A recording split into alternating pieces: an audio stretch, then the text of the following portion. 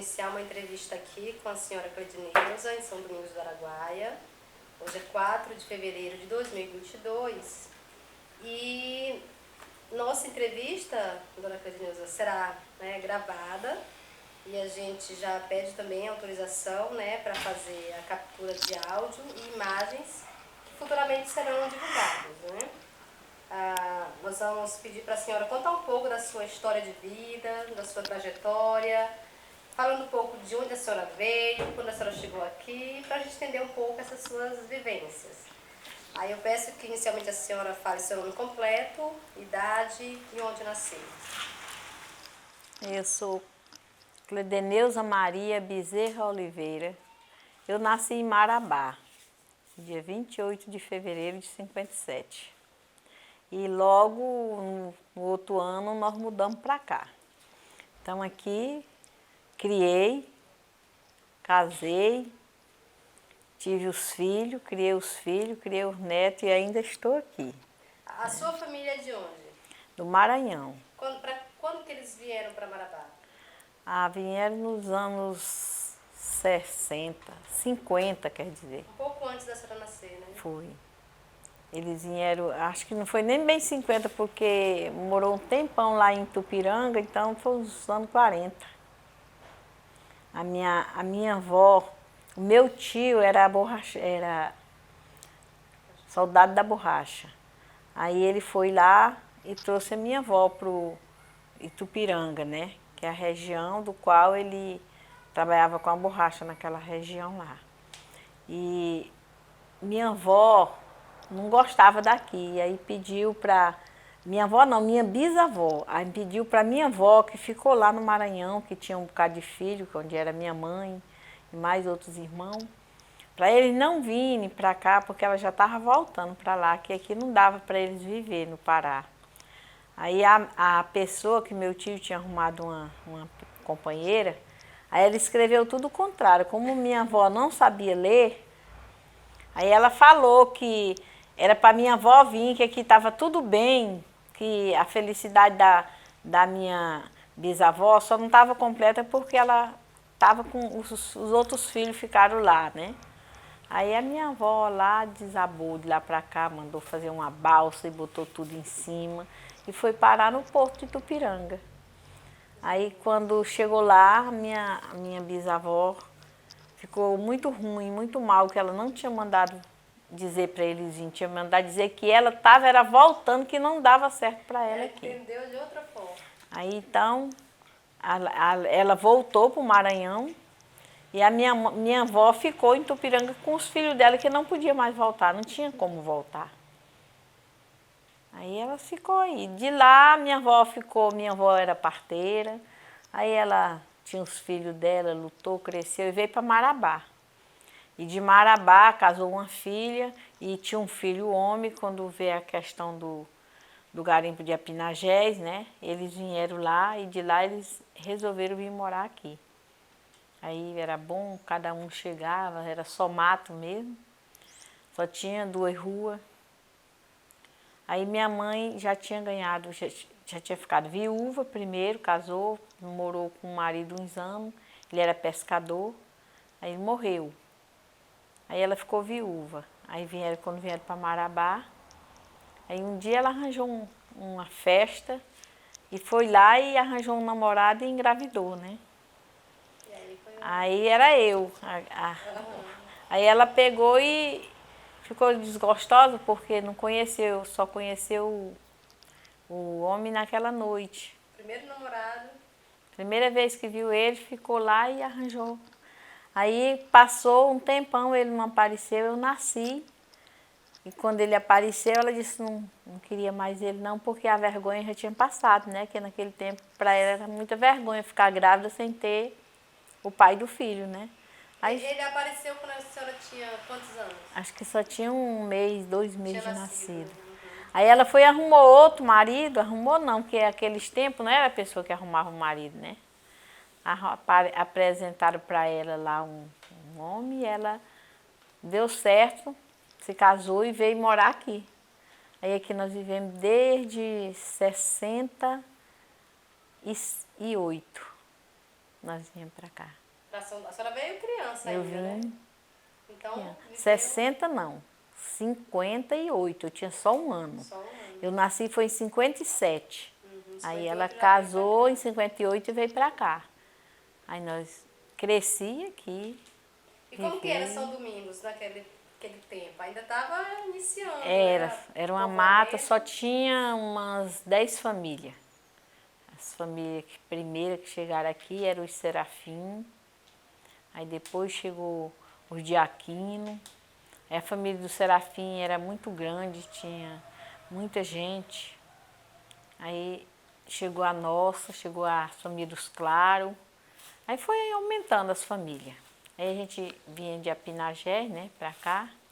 Aí essa rua é Criso Santo, porque vinha um senhor que o nome dele era Criso, ele botou um comércio de vender tecido, vender comida, né, feijão, arroz, essas coisas. Comprador de arroz, né, fazia uma roça, vendia o arroz, aí a tropa levava para Pinagés, de lá ele levava para Marabá, para outro, para Imperatriz. Era o comércio. E nós ficamos morando aqui toda a vida. E meu pai, ele se tornou castanheiro. Esse marido que a minha mãe arrumou, era o meu pai, né? Porque já apanhou eu bem novinha, bem com poucos meses. E depois a minha mãe teve os outros filhos. Aí todo mundo nunca sabia, só fiquei sabendo que eu não era, que ele não era o meu pai biológico depois que eu cresci mesmo. Aí que eu fiquei sabendo, mas antes não sabia que ele não era meu pai biológico. Aí então, nessa nossa vida, fizemos nossa casa aqui nessa rua e até hoje nós temos nossa casa aí. Aí ele foi pro Castanhal, morreu, minha mãe ficou, morreu também. Como que foi a morte do seu pai no Castanhal? Vocês tinham quantos anos nesse tempo?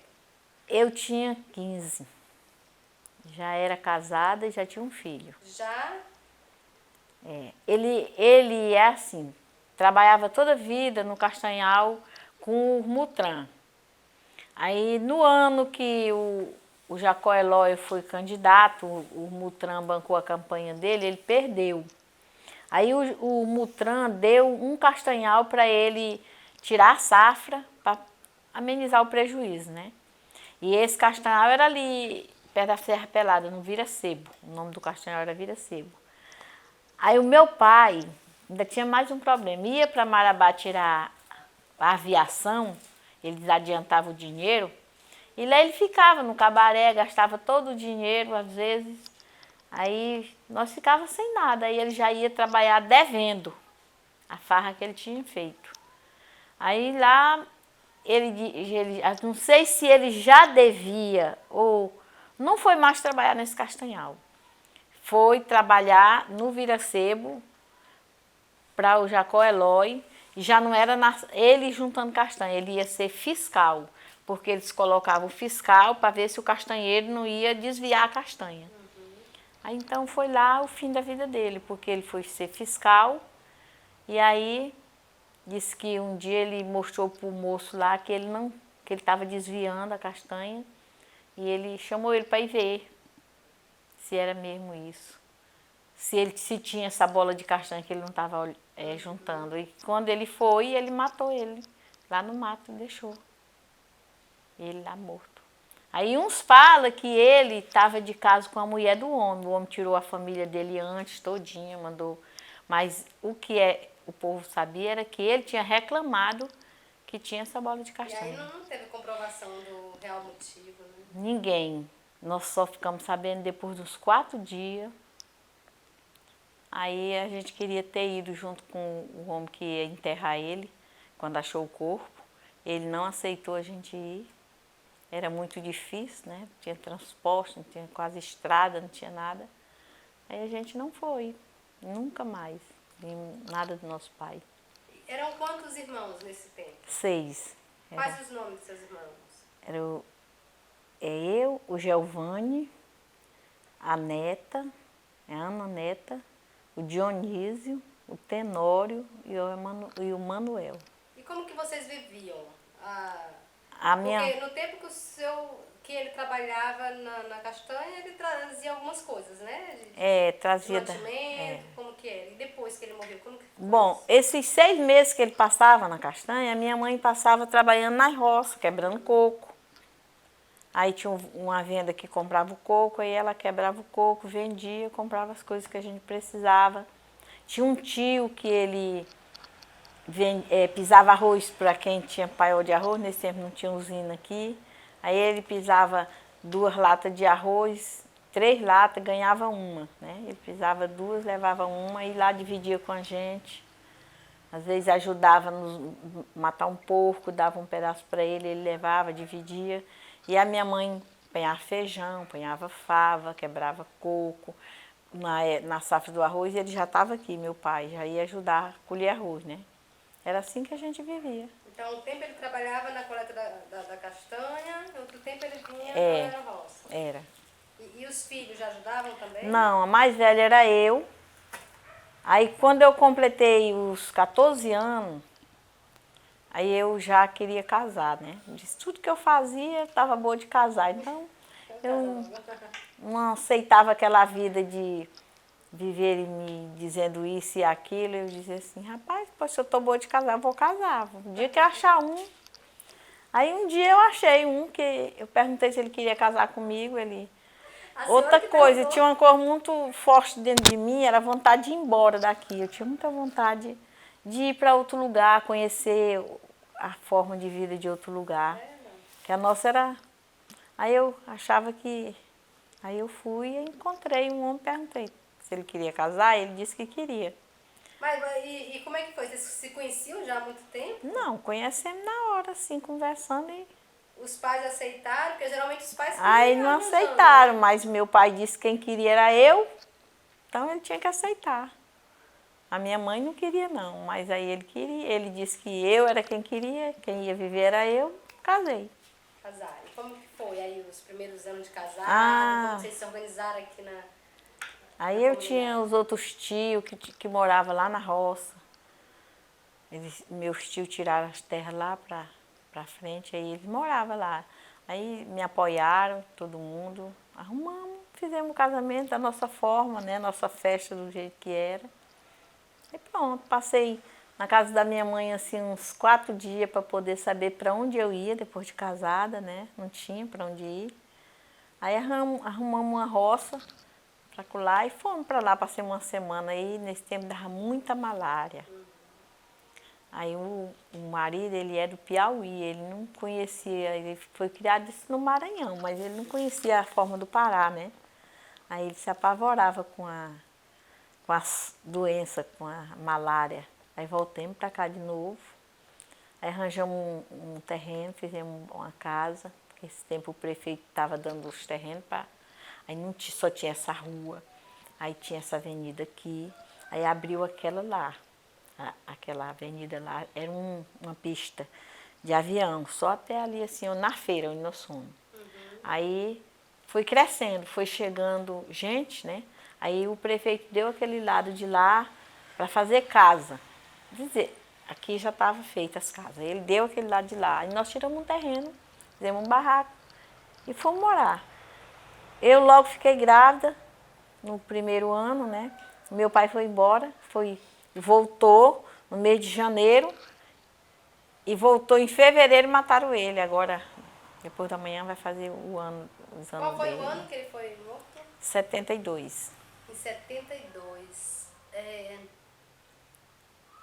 A senhora tinha comentado em outra entrevista que ele também tinha trabalhado na construção da Transamazônica. Isso foi antes? Foi antes. Muito tempo antes ou próximo? Não, porque a Transamazônica que eu entendi que começou em 70, porque eu tenho um irmão, que o meu irmão caçula, ele nasceu em 70. Aí a Transamazônica começou nesse tempo. O povo daqui não tinha registro, não tinha nada, né? Aí o meu pai, ele trabalhou de braçal. Por isso também que ele perdeu a época de se cadastrar no Castanhal, né? Ele trabalhou no desmatamento da Transamazônica. Em qual região? Qual município? Daqui até Brejo Grande, até Araguatins, ele trabalhou. Aí terminou esse serviço desse grupo até lá, aí ele voltou, né? Aí já era 71, né? Aí em 71 ele veio, concluiu o trabalho dele por aqui. Aí ele foi o tempo que ele foi para o Castanhal e voltou já em 72. Ele foi trabalhar de fiscal. Aí em 72 já estava surgindo mais gente aqui em São Domingo, porque abriu a estrada, né? Aí vinha gente de todo lado. Aí foi o tempo que foi aumentando a cidade.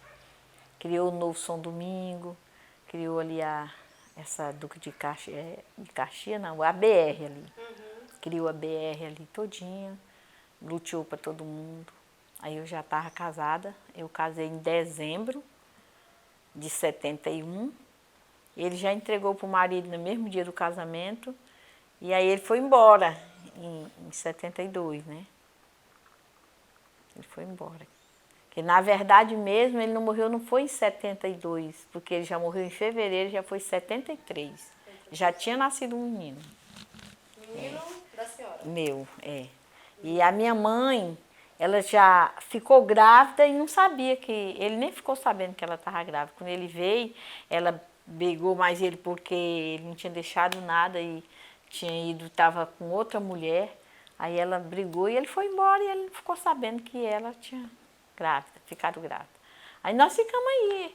Meu marido já tinha vendido a casa lá, dizendo que nós ia para Marabá, porque o INCRA estava fazendo o acampamento lá no Marabá. Aquelas casas lá, primeiro do INCRA, ele era carpinteiro, né? Aí ele foi lá, trabalhou. Primeiro assim, em agosto, esse pessoal da guerrilha veio aqui e entraram até na metade. Seu Pedro Marivete contou uma parte aí, eles foram até a metade. Aí eles não tinham coragem de entrar nas matas, né? Aí assanhou a história do povo, que nós não sabíamos, que nós vivíamos aqui tranquilo. Aí entrava muita gente, como eu estou dizendo. Foi a época que veio gente quando abriu a estrada aí, mas o povo vinha por Uapinagés, pelo rio. E esse povo, ele estava vindo por iniciativa própria ou já era para chegar aqui e ocupar um lote que o INCRA já estava cortando? Esse povo que veio para cá foi por iniciativa própria. Era aquele lá do Maranhão que o Sarney também expulsou das terras. Né? Era de Goiás, era de todo lado. Mas muitos que vieram na influência da terra, não deu terra para eles, aí eles já ficaram aqui, né? Vieram para a cidade. Aí povoou São Domingo, foi quando teve que criar o novo São Domingo, porque tinha 3, 4 famílias morando numa casa só. Criou ali que tinha, era isso, chegava gente todo dia, 3, 4. Aí os que tinham tropa de animal, iam lá pro Apinagés só buscar. Todo dia trazia uma carga, todo dia trazia uma carga de gente. O povo vinha de pé, as cargas vinham nos animais, porque o porto era lá. Então, assim, São Domingo foi crescendo. E as pessoas que estavam chegando trabalhavam em quê? Viviam de quê? Só de roça. Aqui não tinha, nem escola quase não tinha nesse tempo. Aí só era roça, não tinha outro serviço. Aí plantava uma roça de macaxeira, todo mundo podia ir lá e apanhar, a roça de feijão, apanhava de meia para o dono, a roça de arroz. Aí vivia assim. Quebrava coco, as mulheres que vieram quebravam coco, aí vendia para o homem que levava a imperatriz. Só esse começo. Limpava um quintal, roçava para o outro, ganhava quem tinha, né, igual os comerciantes, aí trocava a mercadoria pelo serviço.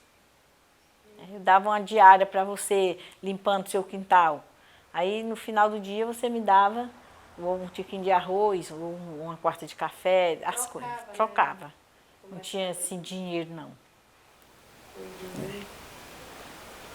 E aí nesse tempo a senhora falou que a senhora e seu esposo começaram a trabalhar na terra também, né? Foi. Ele foi para a terra, mas ele não tinha costume de trabalhar de roça. Aí na hora que a malária chegou, nós fomos na última semana de dezembro. Chegou lá, ele plantou, o moço deu uma roça para nós já queimada. Aí ele plantou, isso era na Transamazônica a roça, já tinha Transamazônica aberta. Aí de lá para a roça deveria dar uns 8 ou 10 quilômetros indo para mato, para dentro. Aí quando nós chegamos lá, ele tinha muito medo de ficar de noite naquele meio de mato. Aí eu levei meu irmão, o Dionísio. Aí ele foi, plantou a roça. Quando nós íamos para o fim do ano, para o dia 31 de dezembro, a festa do 31 de dezembro, aí quando chegou aqui, nós voltamos no dia 2. Quando chegamos lá, o vizinho que morava mais nós lá também, na roça, que tinha a roça junto também, que o homem mandou abrir um alqueiro de terra, 2 alqueiros, e era para jogar capim. Mas ele deu para plantar arroz, depois que tirasse o arroz, jogasse o capim, era assim. Aí estava com febre de malária, já estava muito mal todo mundo, aí nós voltamos, igual está a gripe hoje. Quando tinham com malária, ninguém ficava não. Aí ele, juntou de volta, viemos embora. Aí nunca mais ele voltou para pegar o arroz que ele plantou, para pegar o milho. Aí ficou trabalhando aqui assim, ó. Um dia ele era carpinteiro, ele fazia um serviço de carpinteiro para o outro, ele também era pedreiro. Começou algumas pessoas a trabalhar com casa de alvenaria. Ele trabalhava de tudo que dava, mas era muito pouco. E eu também trabalhava de tudo. Eu lavava roupa quando já tinha mais gente aí que pagava para lavar roupa. Minha mãe lavava roupa, eu lavava roupa para os outros. Eu vendia banca na porta de festa, de cabaré, de terecô, tudo que tinha aqui. Onde juntava gente, eu ia lá com a banca de café, vendia. E assim nós fomos levando a nossa vida. Até o tempo que surgiu a ocupação do Cuxiú. Aí sim, e a história da igreja. Começou a organização da igreja, chamando a gente para assistir um circo bíblico, para fazer essa discussão de vida, como, né? Aí a gente começou, e eu me interessei muito de participar. E ele, marido, não se importou. Naquela época as mulheres não iam, que os maridos não deixavam. Mas ele me impediu de eu ir para onde eu quisesse. Então, ele não me ajudava a olhar os meninos, eu juntava os meninos e levava. Às vezes deixava na casa da minha mãe, outras vezes eu levava comigo. O menino dormia, eu botava aqui no chão e assistia. Eu já tinha nesse tempo, porque eu tive uns 72, 73 e 75. Aí eu já tinha esses meninos, 76, 77 eu tive outro, aí foi 78, eu já tinha a casa cheia quando eu vim pra cá. Eu tive 8 filhos, só o último que morreu. Escadinha, né? Aí eu me interessei e comecei a dar um passo maior. A igreja, quando a gente saía de lá, tinha um encontro lá em Tupiranga. Quem vai? Eu botava meu nome, eu vou. Ele levava a bebezinha aqui no braço. Aí desses encontros surgiu uma campanha nossa mesmo, pelas campanhas da fraternidade, de saúde.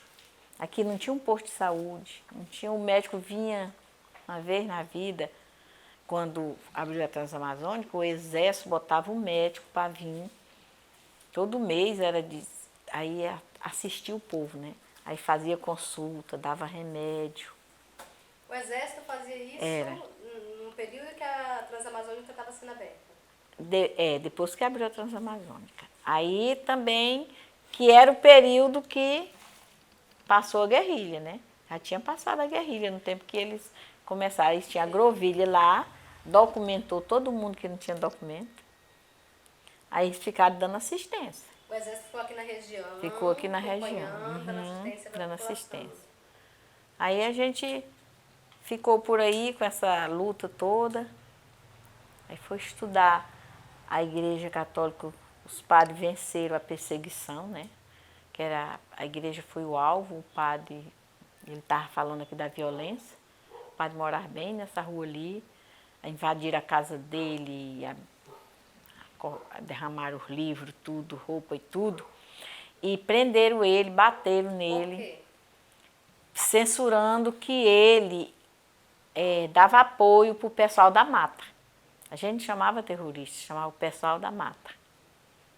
Então, se eles soubessem que alguém tinha contato com eles, como o Pedro Mário Velho estava falando aqui, tinha contato, então era apanhado e obrigado a contar a história que era que eles diziam, e o padre, que era a pessoa que celebrava, da metade para cá, celebrava a missa, né?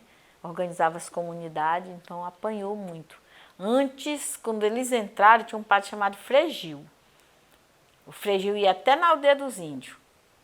Mas ninguém não sabia, não falava de nada. Essa história de ter povo aí na mata, nós só sabíamos que chegava gente e sumia, ia para a mata. Que é como eu estou dizendo, antigamente, aonde você quisesse ficar, você ficava. Né? A terra estava aí, não tinha dono, não tinha nome de dono. Daqui para São Geraldo não tinha nome de dono. Então eles chegaram e ia se acampando na beira dos garapé. Como nós que já morava aqui, tinha gente que já estava na mata aí com muitos anos morando lá, abriu sua morada lá na beira do garapé. Lá fazia sua casa e a terra que tinha toda eles ia fazendo a roça. Era assim. Então esses guerrilheiros chegaram... Aí os guerrilheiros chegaram também e entraram nas matas, mas eles não disseram nada para ninguém. Quando eles começaram a dizer, foi quando o exército baixou. Quando ele baixou em 72, que ele baixou, aí eles começaram a chamar. Eles não fizeram nada, eles voltaram. E eles começaram a chamar o povo e dizer para o povo sair das matas, vir para a cidade, porque eles iam sofrer muita repressão nas matas. Aí meus tios, tinha 2 tios que tinham bastante terra, eles deixaram a terra. Dizia que vendia por um porco, por uma galinha. Dava para outra pessoa que tinha coragem de ficar lá. E um dizia, rapaz, você é besta, vou largar o que eu tenho. E os outros que ouviram eles, largaram o que tinha e veio para a cidade. Aí então, nós morávamos tudo amontoado aí. Veio todo mundo. Porque saiu os tios da roça e vieram Saiu. para vocês. E a terra, já tinha passado a época da gente ir para onde queria pegar uma terra. Meu pai mesmo, ele pegou uma terra de 1 légua. Lá não tinha farinha nem arroz, faltou. Era 2 dias para vir aqui, comprar a farinha e o arroz e voltar, né? A pés. Aí quando ele chegou lá, minha mãe estava brigando, mas nós tínhamos o que comer. Lá nós já tinha macaxeira, nós já tinha milho. E ela não aceitou, a minha mãe. Ela não queria ficar naquela terra. Na hora que ele chegou, de tardezinha quando ele chegou, a minha tia tinha ido levar uma bacia de farinha que ela tinha ido fazer lá na outra terra dela. Aí ela não aceitou, mas nós tinha carne de caça, nós tinha jabuti, nós tinha tudo. Carne seca, assim, no varal, era de tudo nós tinha. Naquele tempo tinha muita caça. Nós não comia carne de animal, assim, de gado. Não, só de porco quando a gente criava o porco. Aí a minha mãe não aceitou, nós íamos embora. Aí por tudo isso que nós íamos, meu pai, toda a vida incutido com castanha, foi para castanha de novo, né? Aí nós ficamos aqui em São Domingos toda a vida. Aí minha mãe ficou doente. Foi o tempo que eu casei. Aí tive que ir trabalhar para cuidar da minha mãe, doente. Passou mais 1 ano, meu pai morreu. Aí não tive mais jeito de ir embora daqui. Ficou cuidando da Fiquei. Meu desejo acabou de ir embora. E aí todo ano tive um filho. Aí eu estudei um pouco. Meu pai sempre dizia que ele queria que eu estudasse, ele não queria que eu casasse. Aí o marido acertou com ele que eu tinha que estudar, porque era o desejo dele, ele aceitava eu casar, mas ele tinha a obrigação de deixar eu estudar. Aí eu continuei. Aí passou um tempo, professora não tinha, criaram a escola, aí tinha pouca professora, pouca gente que sabia. Aí essa irmã, Odete, eu participava do clube de mãe, eu participava do circo bíblico, ela me chamou. Eu inventei assim, quando eu tinha o 3º filho, eu morava na casa da minha mãe. Eu disse, eu não quero morar aqui com esses meninos, não. Porque todo mundo mandava, meus irmãos, tudo dentro de casa. Aí brigava com os meninos e aí eu não queria, não. Eu queria ter minha casa. Aí eu pelejei com ele. Ele tinha vendido a de lá para nós ir embora, como nós não fomos. Ele teve que comprar outra na outra rua. Aí eu mandei ele fazer um salão, fazer uns bancos de madeira. Comecei a dar aula, dizia, alfabetização, dar aula do ABC a Castilha. Era só o que eu sabia mesmo, né? Eu tinha 4ª série, bem ruim. Aí eu fui juntando menino. Quando a irmã Odete deu fé, eu já tinha 50 alunos. Aí ela chamou esses alunos para se matricular na escola particular e eu fiz o teste e passei. Já tinha feito um projeto Minerva também. Aí eu estava já mais habitada. Como era esse projeto Minerva? O projeto Minerva veio, era aula no rádio, mas tinha monitora que esclarecia para a gente as tarefas, né? Aí eu fui para o projeto Minerva, estudei toda a dificuldade, parindo menino, com 15 dias de parir, ia lá para a escola. A gravidez, ainda bem, nunca tive problema na gravidez. Quando eu dava fé que estava grávida, era porque aquele meninozinho que eu cuidava dele aqui no colo, ele não cabia mais aqui. Aí eu já botava na pontinha do joelho aqui. Aí era que eu dava fé que eu estava grávida. Já estava perto do outro nascer. Era assim. Aí fui indo essa vida todinha e nunca saí daqui. Nunca saí. Aí vem essas políticas. Além do que passou da guerrilha, nós nem se alertava para isso. E as terras, que os seus tios saíram da terra porque o exército veio? O que aconteceu com essas terras? Eles depois retornaram para elas? Para o meu tio, não. Eles retornaram para outras pessoas, mas igual que ele falou. Não quiseram mais ir para lá? Não, porque eles cadastraram outras pessoas e fizeram a vicinal. Antigamente não tinha estrada, tu fazia uma vareda aí, tu ia para onde tu queria. Aí quando eles abriram a Transamazônica, vocês podem ver que tem, não sei se é de sei quantos quilômetros tem uma vicinal. Então, essa vicinal primeira aqui, indo para Palestina, que chama vicinal São Benedito, bem no Água Branca, é a primeira. Ela ia lá, cortar lá nas terras do meu tio. Aí eles fizeram a vicinal e lutearam. Os dois lados da vicinal. Aí lá na frente eles faziam outra vicinal e luteavam de novo. Para outras pessoas que eles já tinham cadastrado. Que eles fizeram a propaganda do Amazônia sem homem, né? O negócio da terra aí, como o seu Pedro falou. Aí não podia. Sem homem para homem sem terra. Aí então os homens vieram e povoaram. Aí quem já morava aqui, que eu sei mesmo, que ganhou suas terras na época deles, eu só sei dizer 2 nomes. Eu não sei dizer mais o outro não. E tem outros que ganharam, mas eu não sei. Mas eu sei do Peixinho e do Dionô. Esses, a OP1 ali, eles chamam OP1, eles continuaram com o lote deles. Não é como eles eram. Eles tinham terra aí que eu não sabia, não conhecia o fim. Eles limitaram os 21 alqueiros, né, para eles. Só esses 2 que eu sei. Mas os outros foi tudo assentado por eles nessa época. Então, como meus tios não voltaram mais para as terras deles, como as vizinhanças todinha que a gente tinha, não voltou mais. Perdeu para as terras deles. E já foi outras pessoas que ocupou. Nesse contexto, quando a senhora fazia parte do círculo bíblico, teve o seu envolvimento com a igreja, né, que já vinha de algum tempo, se tornou professora, né, e por conta disso vai ter uma atuação na educação. Esse tipo de projeção da senhora, a senhora passou, se tornou então uma pessoa dentro da comunidade, enfim, de referência. Esse tipo de trabalho que a senhora fez incorreu em algum problema político, enfim, porque você passa a incomodar. A partir do momento, teoricamente, a gente entende dessa forma. Você pode contar como é que foi essa relação? Aí, nessa luta, que a campanha uma hora era saúde, outra era terra, né? Moradia. Cada ano a campanha vinha com um tema. Campanha da fraternidade. Era. Né? E esse tema a gente tinha que trabalhar, né? Quando foi no tema da saúde, foi qual o primeiro que era muito viva a presença do Major Curió aqui, né? Aí a gente tinha dificuldade na igreja para celebrar e nas reuniões para se reunir para poder falar, porque as pessoas não iam com medo, porque depois que passou isso aí, ele implantou o terror, né? Tudo tinha que ser do conhecimento dele, né?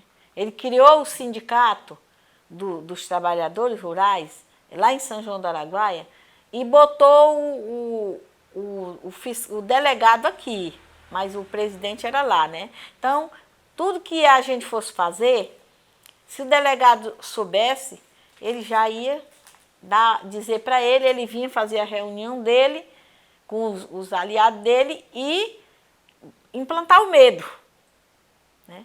Falar coisas que podia acontecer, quem fosse se misturar na igreja, quem fosse participar de qualquer outra coisa. Aí isso era muito difícil. Aí veio o tempo da campanha da saúde.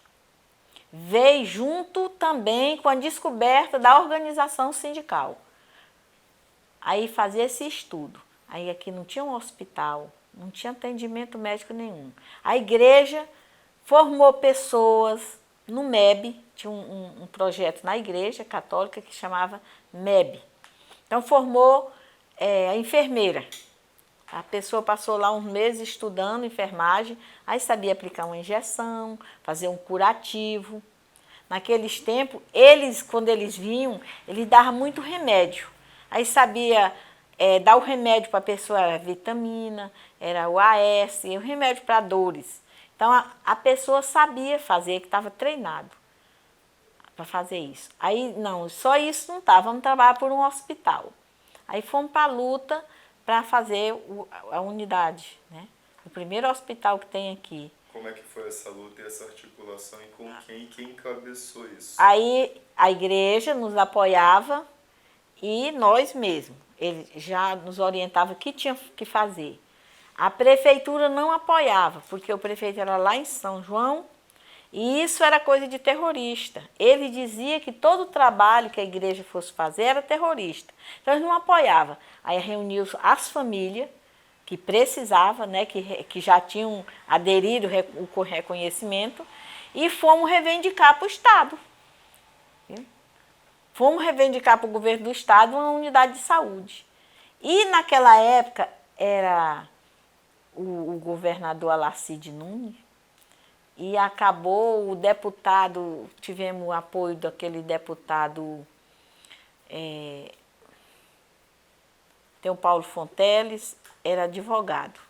Aí tinha outro deputado que eu não lembro o nome. Eu sei que a Ademir Andrade queria se candidatar a deputado e o Jader Barbalho a governo.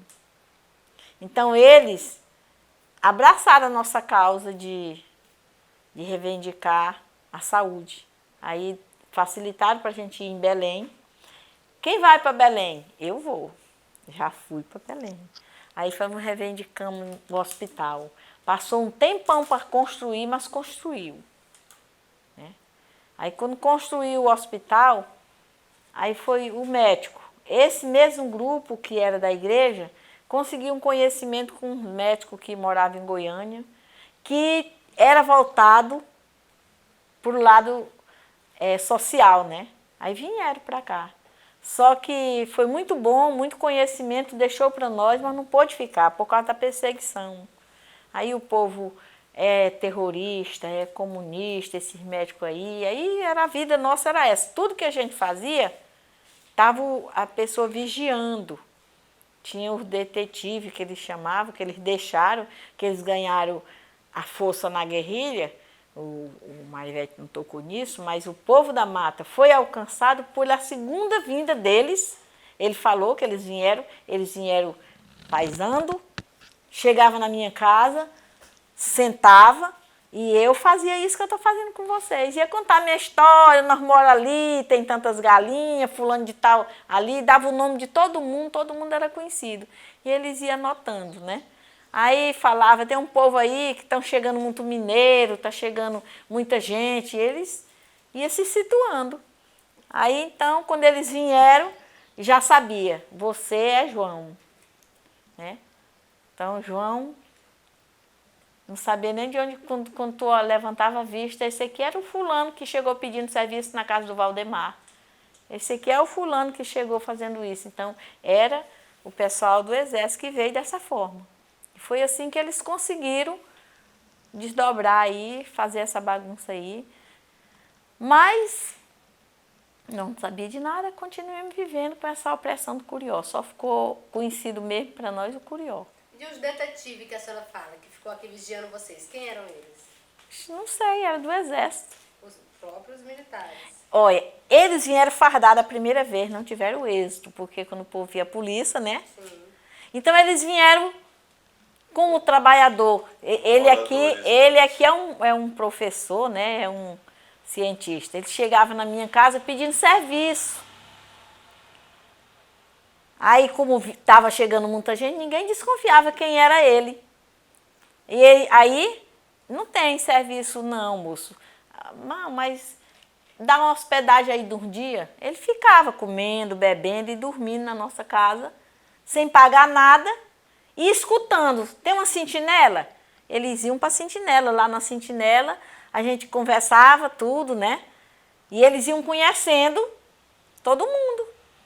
Tem uma festa de aniversário, nesse tempo o povo não fazia aniversário. Tem um terço, vai para o terço.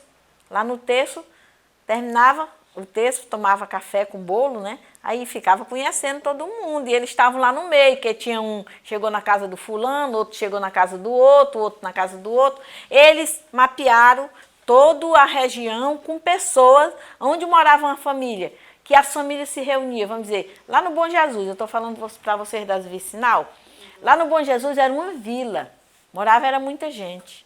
Aí eles fizeram só uma vicinal, hoje acho que é 3 fazendeiros que moram lá. Nenhum dos que tinham terra lá não ficou na terra, botaram outras pessoas, né? Aí, Vila Santana ali, não era Vila Santana, depois que comprou o lote fez a Vila Santana, já incentivo da igreja. Aí por isso que chamava que a igreja era comunista, porque ela ia juntando as pessoas, contando a história para 3, 4, e a gente foi começando a se organizar. Aí foi tudo que tem aqui em São Domingo, foi luta, foi perseguido pela prefeitura, foi perseguido por a polícia, por todo mundo, foi vigiado, porque achava que a gente estava fazendo coisa má. E tinha algum dos camponeses que também contribuíam também, de dizer, de falar sobre a organização, de dizer quem estava articulando a luta? Aí isso era o mais fácil para eles dizerem, quando a polícia chegava, o curió chegava, tudo que a gente fazia, eles tinham a obrigação de contar para ele. O que estava acontecendo? Brejo Grande foi formado, não tinha Brejo Grande, era uma vila. Aí o povo se mudou para lá formou o Brejo Grande. Então lá era o lugar que ele mais ia, era o lugar que o padre passava para chamar o povo para a missa, e é onde eles mais perseguiam, Palestina, Brejo Grande, né? Porque tinha uns guias também, né? Eles pegaram, esses guias, quem era? Aqueles camponeses que eles pegaram quando eles entraram, para levar eles num lugar que eles não sabiam ir. Entendeu? E o que esses guias ganhavam em troca disso? Tinha algum... Acho que eles deram um lote para cada um. Deram lote? Deram. E onde que, a senhora sabe onde que esses lotes foram localizados? Na região do Bom Jesus, de Brejo Grande. Aqui, nessa região aqui da UP1.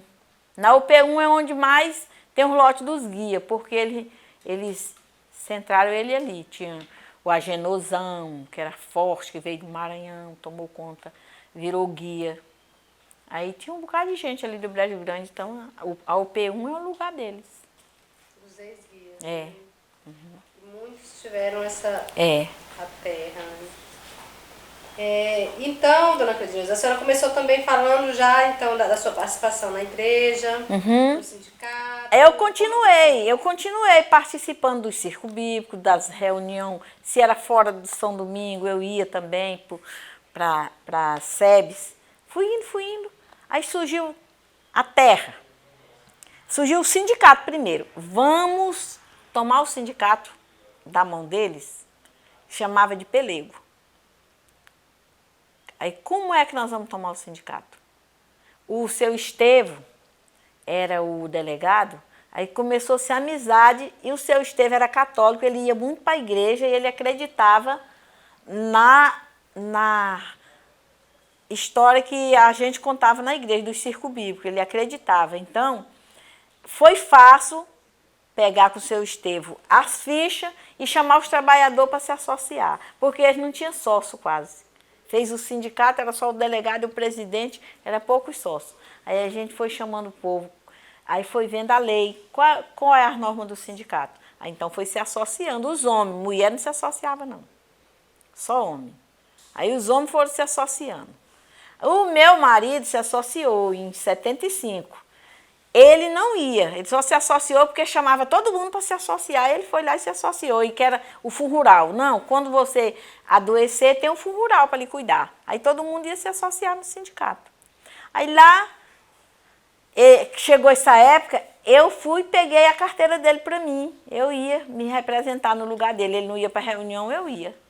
E foi assim que foi o estudo.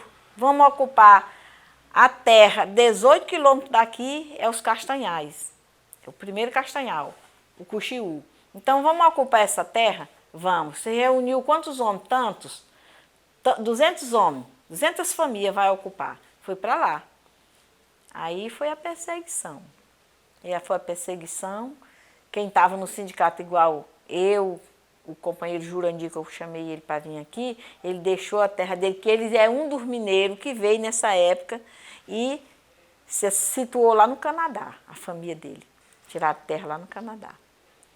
Aí ele aceitou vir para a discussão da igreja, para as campanhas, e aceitou fazer parte do grupo de saúde. Esse grupo de saúde, nós fazíamos assim, reunião nas vicinal, em tudo, aí ia lá falar da saúde, a enfermeira ia, contava, porque eles vinham só nos povoados dar remédio. Aí a gente ia conversar, levava para o hospital de Marabá, era aquela coisa. Aí o Jurandir veio para trabalhar nessa campanha de saúde. Aí veio a terra. Ele foi para o sindicato. Nós conseguimos tirar o sindicato da mão do seu Arlindo Lopes, que era o presidente que eles elegeram, e do seu Estevo. Aí ficou o sindicato para nós, trabalhador. Aí o Jurandir ficou na primeira junta governativa, por 6 meses, aí depois fizemos a eleição e elegeu o seu Almir. Aí seu Almir conduziu o sindicato. Aí com essa força do sindicato, veio a força política. Eu estava falando que o seu Ademir Andrade, mas o seu Jader Barbalho, que era o ano que eles queriam se candidatar, eles deram apoio para nós na questão da terra. Aí nós ganhamos a terra. Foi por esse apoio deles. Eles apoiaram o movimento na ocupação? Apoiaram. Nessa época. Aí quando o Jader ganhou, ele cumpriu a promessa de palanque que ele tinha feito, de deixar a gente na terra. Aí ele foi e desapropriou os Castanhais. Aí já não foi mais, primeiro foi o Cuxiú, mas não foi mais só o Cuxiú. Desapropriou todos os Castanhais e todo mundo entrou no Castanhal e marcou seu lote e ficou lá. Aí depois foi que veio o INCRA para legalizar todo mundo. Mas foi a luta que... E a perseguição era forte, você não podia sair sozinha. Aí tinha briga em tudo. Vigiado na igreja, vigiado na reunião, na escola, tudo a gente passou. Uma vez, esse campo de futebol que tem aí o prefeito queria tomar na mar, nós interferimos lá, briguemos, foi uma coisa... E esse pessoal que veio para ocupar esses Castanhais, eles já estavam aqui? Já. E foram desapropriados e por isso eles ocuparam ou não? Eles chegaram aqui de outra região e não tinham onde morar? Como é que foi? Foi, que do início eu não contei que São Domingos foi crescendo, enchendo de gente e não tinha emprego, não tinha nada. Viviam assim. A vida antigamente também não exigia muita coisa da gente, a gente vivia bem. Ia lá, quebrava coco, fazia um leite, cozinhava um ovo no leite de coco, comia, estava satisfeito, não tinha tantas essas coisas. Né? Aí, como que esse horror de gente, como eu digo, tinha 3, 4 famílias numa casa. Viu? Aí essas pessoas foram que deram força para ocupar essa terra. E essas pessoas que estavam vindo para cá, qual era a motivação? Era alguma política que estava chamando? Era a política da terra, porque os do Maranhão, o Sarney tomou a terra deles. Tinha gente lá que era dono de muitas terras, de vila, de tudo, como que o pessoal, meu vizinho aqui, Marcelino, eles vieram para o Pará para comprar terra barata. Que essas terras, como eu estou falando aí, que a gente chegava lá e demarcava onde queria, eles compraram e perderam para a guerrilha. E aí ficaram sem terra. Ficaram, aí eles foram comprar outros para cá, que a terra era barata naquele tempo, né? Hoje mesmo a filha dele estava falando comigo, eu fico pensando que tanta terra que meu pai tinha, que meu pai comprou, e acabou, nós não tem nenhuma terra. Por quê? Foi comprando e depois ele ficou velho e vendeu a terra e os filhos não... Mas assim mesmo tem gente lá no assentamento. Tem o compadre Joãozinho, tem um lote, né? Lá ainda lá, que teve ali no Oiteiro e foi tomado por eles. Aí mudou para cá. Foi muito difícil para a gente explicar como é que a gente vivia, né? Mas como a gente conseguiu as coisas? Porque do Maranhão foi a mesma situação do Pará, expulsaram o povo. Como eles tinham essa informação que o Pará tinha muita terra, que é de Altamira para cá, tudo tem muita terra, eles vieram tudo para cá. E a senhora falou que começou a trabalhar então dando aula, né? Como professora e ao mesmo tempo trabalhando no sindicato. Como que a senhora conseguiu conciliar essas atividades também com o trabalho na casa, com o cuidado dos filhos, na ocupação dos castanhais? Como que foi tudo isso? Conta um pouco pra gente. É como é até hoje. Eu saio para a reunião, quando eu chego, eu varro a casa, eu lavo roupa, eu faço comida. Naquele tempo que eu tinha menino pequeno, eu cuidava do menino, deixava com minha mãe. Quando as minhas filhas foram crescendo, elas cuidavam do menino enquanto eu chegava. Quando eu chegava, já era banhando o menino, já era tirando a pulga do pé, tirando o piolho da cabeça. Era assim que era a minha vida. Mas nunca deixei de participar porque eu tinha um menino pequeno, porque eu tinha essa dificuldade. Eu deixava tudo e ia. Aí, quando passei a ser professora, eu já tinha um dinheirinho para comprar o rancho para deixar em casa. Quantas vezes eu saía e chegava e não tinha nada para comer. Aí juntava eu e minha avó, minha mãe. Uma tinha um tiquinho de arroz, a outra tinha um tiquinho de gordura, a outra tinha um feijão. E a gente cozinhava e dava de comer para aqueles meninos. Né? Às vezes fazia o almoço, mas não fazia janta. Outras vezes nós preferia fazer a janta. De manhã nós tínhamos uma macaxeira, cozinhava, ralava, fazia um beiju ou qualquer coisa. Os meninos comiam. Então ficava sem comer até 2 horas da tarde para almoçar 2 horas da tarde e já dormir, não ter mais janta. Porque não tinha o que fazer. E eu sempre conciliei tudo isso. Eu fui lutando por tudo isso. Porque a senhora disse que no início não podia se filiar no sindicato. Ah, a senhora militar. Quando foi que a senhora conseguiu se filiar e a senhora conseguiu assumir alguma função na direção do sindicato? Sim, já é quase hoje. Foi bem recente. Quando o Brasil inteiro, diante dessa briga, que não é só em São Domingo que houve essa confusão, né? Aqui nós falamos da guerrilha do Araguaia, que trouxe toda essa, eu chamo de desenvolvimento. Às vezes pode até não ser, mas é desenvolvimento o que aconteceu. Igual nós ocupar as terras, é desenvolvimento hoje para São Domingo. De que São Domingo vivia se não tivesse essa terra? Primeiro tinha lavoura, agora descobrir o pasto, tem gado. Nós somos, acho que somos bem a maior bacia leiteira que tem aqui. Então, é o que sustenta a cidade. Né? Então, Primeira pergunta, até me esqueci. Sobre a sua direção, o seu sindicato. Quando que a senhora conseguiu se filiar? Continuava no sindicato sendo dependente do marido. Quando o sindicato não tinha muita força na justiça para reivindicação, quando o fazendeiro botava a gente lá, a juíza chamava a gente, ia só os homens, era pouca gente para pressionar a justiça, né?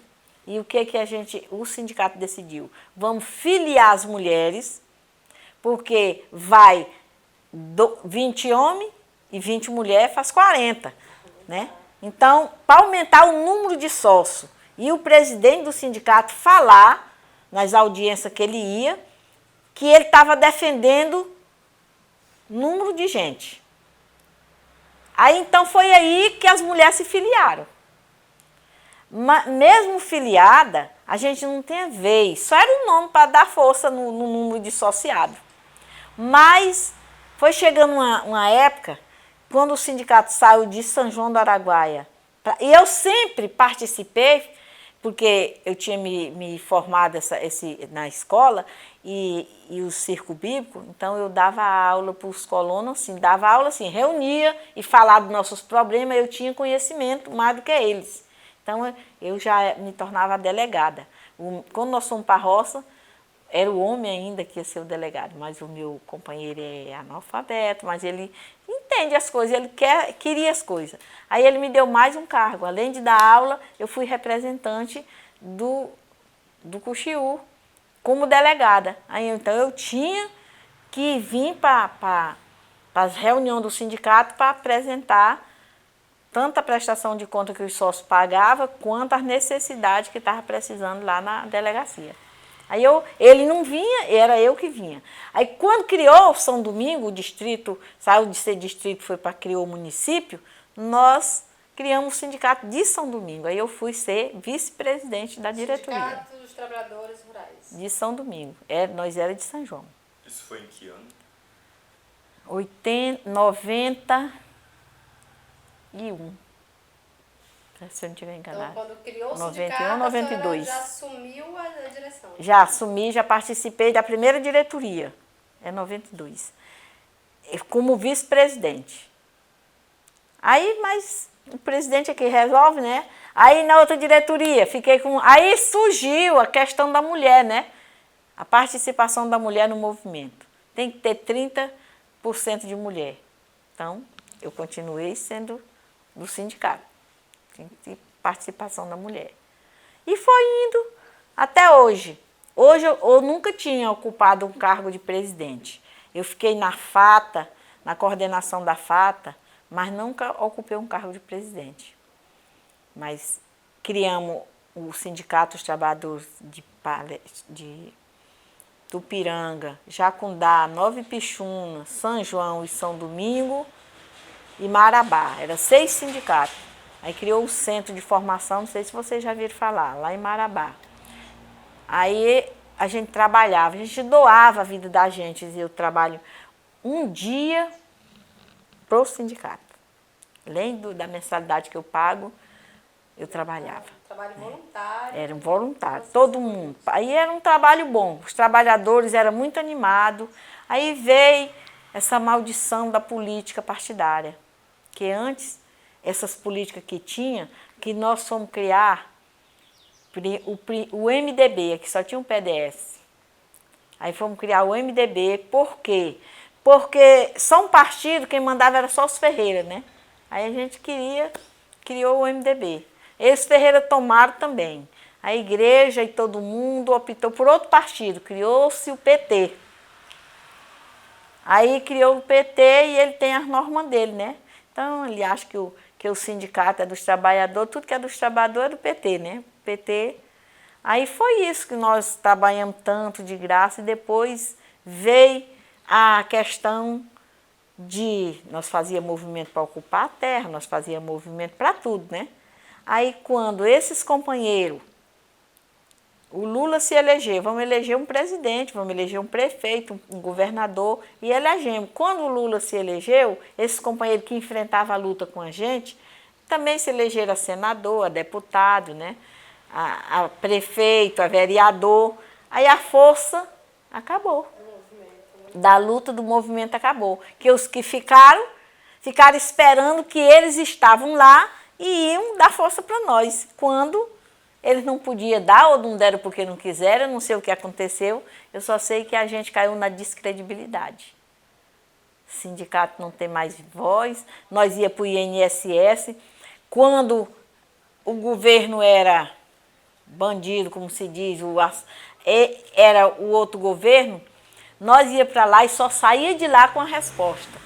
O INCRA tinha que dar resposta para nós, tinha que vir um superintendente na nossa frente, a multidão de gente lá. Depois que eles ganharam, aí nós perdemos essa oportunidade. Nós ia para lá fazer os acampamentos, fazer tudo, podia era morrer seco lá, que não aparecia ninguém para dar oportunidade para nós, para nos animar. A última ocupação que nós fizemos foi no INSS. Aí nós invadimos o INSS, ficamos lá dentro. Em qual lugar era esse? Quimarabá. Aí ficamos esperando quando o presidente da FETAGRE, que nessa época foi o presidente do sindicato aqui, elegemos ele foi para a FETAGRE. Aí ele veio esperando que o superintendente do INSS viesse para negociar. Nós só saímos de lá com a negociação, que começou a aposentadoria dos velhos barrando, começou o advogado tirando o dinheiro de todo mundo, essa confusão toda que tem até hoje, que a aposentadoria é uma maior dificuldade para aposentar um trabalhador rural, mesmo que o documento dele está completo, mas ele não se aposenta. E aí a gente estava lá, era brigando por isso. E aí ele não veio. Ele disse que se o presidente da FETAG tinha que ir lá para audiência com ele e nós tínhamos que desocupar o prédio, a polícia botava a gente para fora, né? Aí, infelizmente, acabou a nossa credibilidade com as organizações. Hoje a gente não tem mais a manifestação que a gente tinha. Hoje a senhora está no sindicato, está mais em algum outro movimento? Movimento de mulheres quebradeira de coco. Como que surgiu esse movimento? Qual é o seu envolvimento nele? Aí o movimento de mulheres quebradeira de coco, eu não estava participando desde o início. As assessorias, quer dizer, o pessoal que olhou mais e viu a situação da trabalhadora rural, começou a fazer essas pesquisas, vê que as trabalhadoras rurais diziam que elas não tinham nada, não trabalhavam. Aí foi começando a levantar. Desde quando você amanhece o dia de manhã, o que você faz? Não é trabalho? Aí a gente foi se reconhecendo. Aí então, Pará, Piauí e Tocantins e Maranhão começaram a levantar a bandeira dentro do sindicato. Mas o presidente do sindicato só dava oportunidade com um informe. Se a gente ia numa reunião lá fora, conversava com as outras mulheres, vinha cheia de ideia para compartilhar com as outras. Mas não tinha oportunidade. Aí ele dizia a gente só informou que foi uma reunião em Marabá, e aí lá tinha umas mulheres, aí o tempo acabou. Aí então elas começaram a pensar de sair do sindicato. Vamos sair do sindicato, não é como sócia, nós permanece sócia, mas de ter uma organização que nós tivesse voz e vez. Aí qual é ela? Aí fez esse levantamento. Qual é o seu trabalho como mulher para nós apresentar, né? Dizer que nós vamos fazer isso. Vamos fazer um movimento sindical, mas das mulheres. Mulheres que fazem o quê? Quebra-coco. Ah, por quê? Se descobriu. De manhã eu fico em casa, faço o almoço, cuido dos meninos, cuido da casa e vou deixar o almoço na roça. Era assim antigamente. Aí quando eu chegar lá na roça, eu ia quebrar coco. O resto da tarde eu quebrava coco. No final da semana, eu tinha um saco de coco quebrado. O que é que fazia? O marido ia lá na venda, vendia o coco, comprava o rancho, e aí eu não fazia nada. Aí nós começamos a estudar, não. Quem é dono dessa renda sou eu. Eu tenho que provar que eu contribuo com a família. Aí por aí foi que se descobriu, então, nós vamos formar um movimento de mulheres que produz, que compartilha, e são as quebradeiras de coco. E foi aí que criou. Eu era de fora, a Maria da Metade também era como eu, ela participava direto, mesmo com a guerrilha, ela enfrentou o Curió, ela enfrentou o exército, ela enfrentou tudo. E que ela ficou na terra que os guerrilheiros tinham ficado. Na hora da batida, eles deixaram a terra para eles e foram embora. Aí a Maria da Metade entrou nesse grupo, que veio o estudo para cá. E nenhuma companheira queria fazer parte. Aí era só Palestina e Brejo Grande, que juntava as mulheres, e aí vinha aqui fazer um trabalho que a gente chama de conscientização. A reunião, contar a história, o que elas faziam. Aí nós tínhamos assessora, era a Sueli, não sei se vocês conhecem a professora Sueli. Nesse tempo ela ainda não era da universidade, mas ela veio do Ceará, a Sueli do Glauco. Ela trabalha na universidade, não sei qual é, se é a Unifesp, não sei qual é. Aí então, é o FPA, não sei. Eu sei que a Sueli era a nossa assessora daqui. Mas o Glauco trabalhava na Emater, aí ficou desempregado. Aí eles começaram a fazer projeto para as mulheres se desenvolver. E foi daí que o movimento aqui no Pará criou força. Quando a Dona Maria da Metade não aguentou mais, ela ficou velha e doente, aí ela foi e me chamou, porque eu não saía. Nós éramos um grupo de mulheres dentro do sindicato. Tem a Morena, tem a Lucimar, Maria José, Creusimar, Santa e eu. E a Toinha e eu. Nós éramos esse grupo de mulheres. Mas a que se destacava mais na hora de enfrentar os homens, de querer que nossas propostas passassem, era eu. Aí ela disse, olha, tu vai assumir o movimento de quebradeira de coco. Falei, não, Dona Maria. Não, Dona Maria, eu não posso, porque eu sou professora, eu não sou quebradeira de coco. E ela dizia, não, mas você não deixa o sindicato, você representa muito bem as mulheres, você faz um trabalho e você vai ficar. Eu falei, não, Dona Maria, eu não posso ficar. Mas quando foi em 96, ela chegou com a pasta e disse, ó, aqui, ó, é tu que vai assumir. Eu já tinha participado do congresso lá em São Luís em 92, aí ela disse, é você que vai assumir. Aí já me elegeu e aí eu assumi. E de lá para cá cresceu o grupo, ela não tinha nenhum grupo, era só ela que participava e vinha trazendo as mensagens, ninguém não se interessava. Aí já conseguimos ter 8 grupos, hoje nós temos 9 grupos de mulheres, era 10 mulheres em cada grupo. Tem grupo que só tem agora 5, só tem 3, mas tem as estruturas, conseguimos as estruturas, conseguimos mostrar para elas os valores, o objetivo, né? Criamos uma cooperativa, acertamos o preço do nosso produto, valorizou o produto, que antigamente você dizia assim, fazia 1 litro de azeite e saía de porta em porta. Quanto você me dá por esse litro de azeite? Aí você era quem dizia, eu lhe dou tanto. Era assim. Era mesmo o lavrador fazia o saco de arroz e perguntava para o dono do comércio quanto custava, quanto ele pagava por um saco de arroz. Então era assim. Aí hoje não. Hoje nós dizemos assim, o produto é tanto. Aprendemos a fazer mais produto, derivado do produto. Então foi essa a luta do movimento, que se criou por a necessidade das mulheres ter pelo menos posição. Menos saber dizer, eu sou uma mulher que eu produzo, eu contribuo com o meu companheiro. Não, eu não faço nada, sendo que ela fazia tudo. Né? É referência, né? E aí, com esse contexto, né, de assumir essa direção também na associação e na cooperativa, e o acampamento, o assentamento lá que vocês ocuparam, depois eles construíram um projeto de assentamento. Construiu. E a senhora começou a atuar lá, como que foi?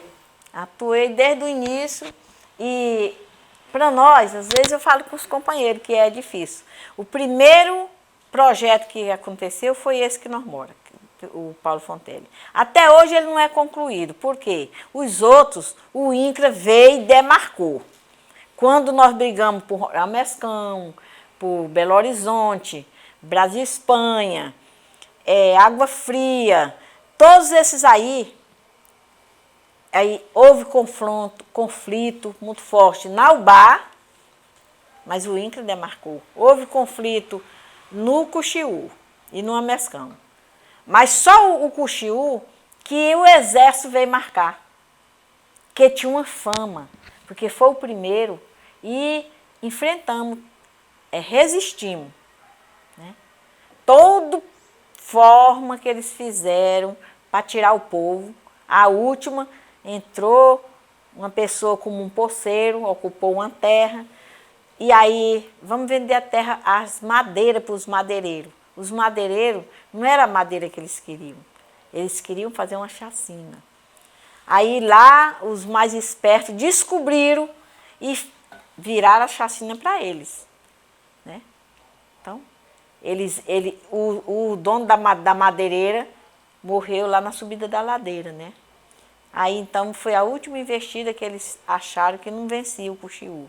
Aí criou aquela história, não entra no Cuxiú, porque lá o povo é brabo. E resistia o quê? Armado? Armado. Os se armaram? Armado, escondido, de qualquer jeito, só precisamos que resistimos, não abrimos mão da terra. E aí tivemos a fama de pessoas que quem tinha que conversar, levar para nós era o exército por causa do terror. Viu? Hoje lá tem coisas que nós não conseguimos descobrir, realizar. Porque quem demarcou minha terra foi o exército, não foi o INCRA. E eu digo para as pessoas, vocês viram? Porque nós resistimos e os outros todos estão lá com sua terra tranquila, bem ajeitada. Mas nós, até hoje, tem resistência. Viu? Porque foi os primeiros. E assim, a senhora no início da entrevista falou, né, que as ocupações também eram uma forma de desenvolvimento, né? Que a guerrilha de alguma forma trouxe essa ideia de desenvolvimento. Mas assim, pensando no que o governo chamava lá na década de 70 de desenvolvimento para a Amazônia. A senhora tinha conhecimento dessa política? Não. Vocês conversavam aqui sobre esses projetos que estavam sendo pensados para a Amazônia? Não. E hoje? O que a senhora pensa hoje dessa política de desenvolvimento? Sei nem dizer. Eu penso assim que hoje é diferente. O nosso conhecimento é diferente, né? Porque nós estamos sabendo a forma. Foi para engrandecimento do país e das pessoas, né? Começando, como eu falei, do grupo que se criou de baixo para cima, que é o Partido dos Trabalhadores, e se tornou, não respaldou, na verdade. Não respaldou. E respaldou uma ideia, que nós, a maioria do nosso companheiro, tem uma ideia, quer dizer, eu posso ser, fui endeusada, eu sou o cão e eu sou a mesma deusa, né? Então, eles não têm uma ideia assim de entender que eu era assim, o pensamento era assim, e agora mudou. Então, eles ficam sempre pisando nos outros, querendo um melhorar mais que o outro, ter mais vantagem que o outro. E nós, antigamente, nós não conhecíamos essas coisas, de vantagem, de política, disso, daquilo. Então, hoje, as coisas não estão mais daquela forma, para mim. Eu não sei muito dizer, acho que eu ainda sou apegada ao passado, que para mim eu tenho que trabalhar para vocês na amizade, no respeito, na confiança, na seriedade, né? E o que a gente hoje vê, a política pensada para nós, ela não tem isso, a gente confia, desde eleger um companheiro para ser um vereador, na hora que ele chega lá, certo que ele não vai fazer nada sozinho, lá é 9 e ele sozinho em meio de 8 vai fazer o quê, né? Agora é 11. A gente sabe. Mas nós não elege você, que é uma pessoa honesta, que nasceu, cresceu aqui no nosso meio. Nós não confiamos em você, né? E antigamente a gente não entendia isso. Entendia da benção porque tinha poder. Hoje a gente não dá benção, a gente xinga. Mas também não mudou a ideia do povo sobre isso, né? Hoje, o povo continua achando assim, só vou onde tem vantagem. Foi uma coisa que mudou para nós muito, foi isso. Nós não tínhamos conhecimento de dinheiro, de valores, de posição. Agora, todo mundo tem. Eu só faço isso aqui para você, quanto você me paga. Antes nós perguntávamos, quanto você paga por isso aqui? Agora eu digo, se você quiser, tanto. Né? Então, eu acho que as diferenças estão aí. Eu não sei explicar direito, mas eu acho que... No meio dessa noção de desenvolvimento que a gente estava discutindo, a Transamazônica e a BR-163, elas rasgam a Amazônia, né? Uhum. E beneficiam, obviamente, determinados grupos e fazem um trajeto de desenvolvimento para uns, mas ao mesmo tempo a preço de sangue de outros. Como é que a senhora pensa essa ideia de Transamazônica? O que representa isso, assim, como um dos nossos últimos diálogos aqui da entrevista? O que representou na sua vida essa construção da Transamazônica A senhora está de que lado? Do lado de que desenvolveu? Quando eu digo de que lado como é que a senhora se posiciona nesse meio da construção, da existência dessa rodovia, com todos esses projetos que vieram junto? A senhora é do pessoal que lutou contra essa situação, a senhora é do pessoal que recebeu, que desenvolveu, e como é que a senhora percebe isso? Não, lutou contra essa situação, né? Lutamos contra a barragem, lutamos contra tudo, né? Tudo que dizem que é desenvolvimento, a gente achava que não era, né?